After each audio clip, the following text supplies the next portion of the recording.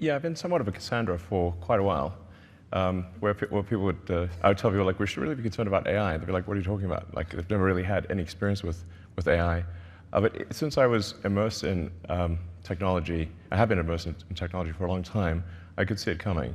But I think this year was, there have been a number of breakthroughs. I mean, the point at which someone can see a dynamically created video of themselves, like somebody can make a video of you saying anything in real time, or me. So there's sort of the deepfake videos, which are really incredibly good, in fact, sometimes more convincing than real ones.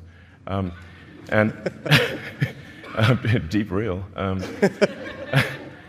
then obviously things like ChatGPT were quite remarkable. Now I saw GPT-1, GPT-2, GPT-3, GPT-4, the whole sort of lead up to that. So it was easy for me to kind of see where it's going. If you just sort of extrapolate the points on a curve and assume that trend will continue, then we will have profound artificial intelligence, and obviously at a level that far exceeds human intelligence. But I'm glad to see at this point that people are taking safety seriously, and I'd like to say thank you for holding this AI safety conference. I think actually it will go down in history as being very important. I think it's really quite profound. And I do think overall that the potential is there for artificial intelligence, AI, to have most likely a positive effect, and to create a future of abundance where there is no scarcity of goods and services. But it is somewhat of the magic genie problem, where if you have a magic genie that can grant all the wishes, usually those stories don't end well. Be careful what you wish for, including wishes. Yeah. And there is some concern from people in Silicon Valley who've never dealt with regulators before, and they think that this is going to just crush innovation and slow them down and be annoying. But and it will be annoying. It's true. They're not wrong about that. But I think we've learned over the years that having a referee is a good thing. And if you look at any sports game, there's always a referee. And nobody's suggesting, I think, to have a sports game without one. And I think that's the right way to think about this, is for government to be a referee to make sure the sportsmanlike conduct and that the public safety is is addressed, that we care about the public safety. Because I think there might be at times too much optimism about technology, and I say that as a technologist. I mean, so I ought to know. And like I said, on balance, I think that the AI will be a force for good, most likely, but the probability of it going bad is not 0%. Yeah. So we just need to mitigate the downside potential. Really, anything that can be actuated by a computer is effectively a robot. So you can think of, frankly, Tesla cars are robots on wheels. Anything that's connected to the internet is effectively an endpoint actuator for artificial intelligence. I do think there is a safety concern, especially with humanoid robots, because at least the car can't chase you into this building, not very easily, or chase you up a tree, or you can sort of run up a flight of stairs and get away from a Tesla. I think there's a Stephen King movie about that. If your car gets possessed. But if you have a humanoid robot, it can basically chase you anywhere. So I think we should have some kind of hardwired local cutoff that you can't update from the internet. So anything that can be software updated from the internet obviously can be overridden. But if you have a local sort of off switch where you perhaps say a keyword or something, and then that puts the robot into a safe state, some kind of localized safe state ability, an off switch, where you don't have to get too close to the robot. I don't know. So if we've got millions of these things going all over the place. You're not selling it, just, like that. No, I know. I'm saying this is something we should be quite concerned about, because if the robot can follow you anywhere, then, what if they just one day get a software update and they're not so friendly anymore? Then we've got a James Cameron movie on our hands.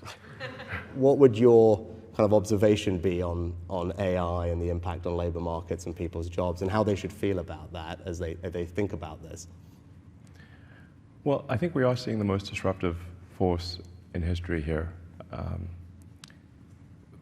Where we have for the first time, we will have for the first time something that is smarter than the smartest human. And that, I mean, it's hard to say exactly what that moment is, but there will come a point where no job is needed. You can have a job if you want to have a job for sort of personal satisfaction, but the AI will be able to do everything. So I don't know if that makes people comfortable or uncomfortable.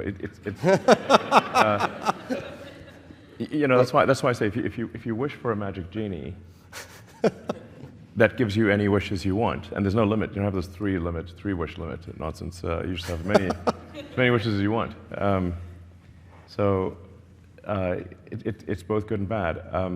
One of the challenges in the future will be, how do we find meaning in life if you have a magic genie that can do everything you want? I do think it's hard. When there's new technology, it tends to usually follow an S-curve. In this case, we're going to be on the exponential portion of the S-curve for a long time, and you'll be able to ask for anything. It won't be, and we won't have universal basic income. We'll have universal high income.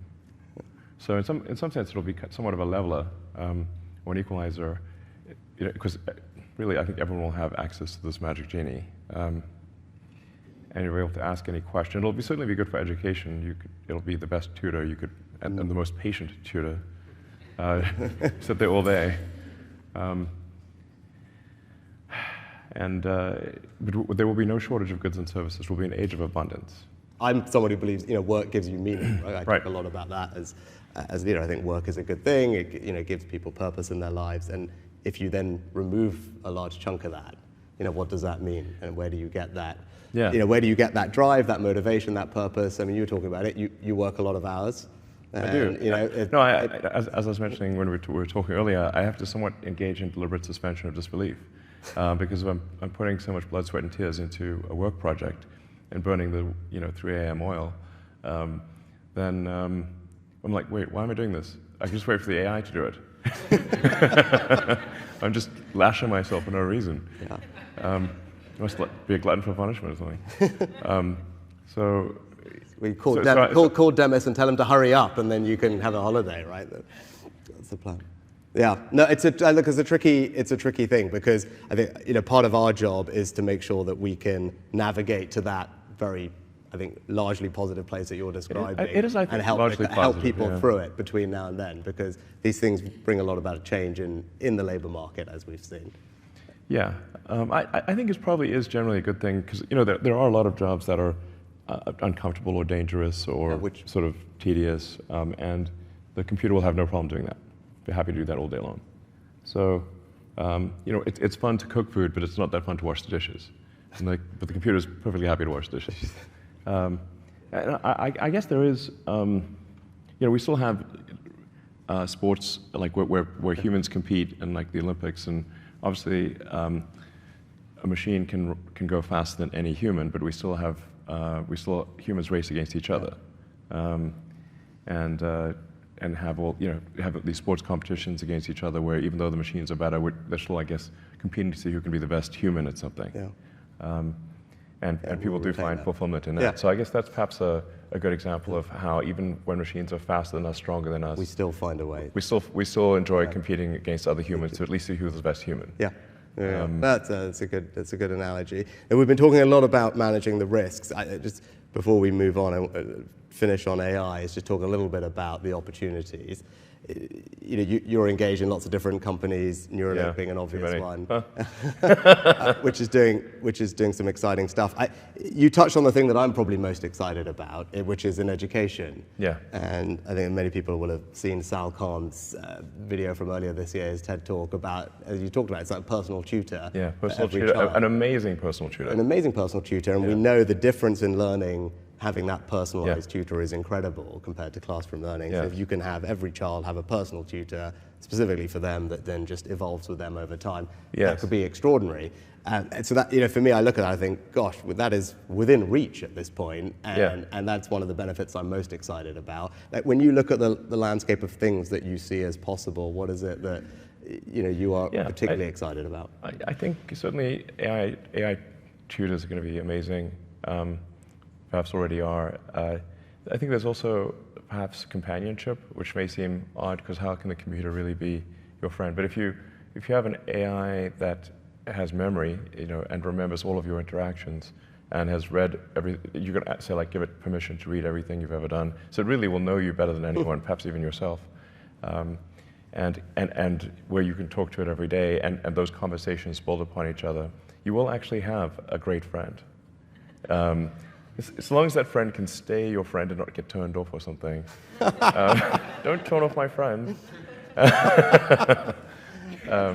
But I think that will actually be a real thing. And I have one of my sons is sort of has some learning disabilities and has trouble making friends, actually. And I was like, well, an AI friend would actually be great for him. Oh, okay. That was a surprising answer, but that's actually worth reflecting on.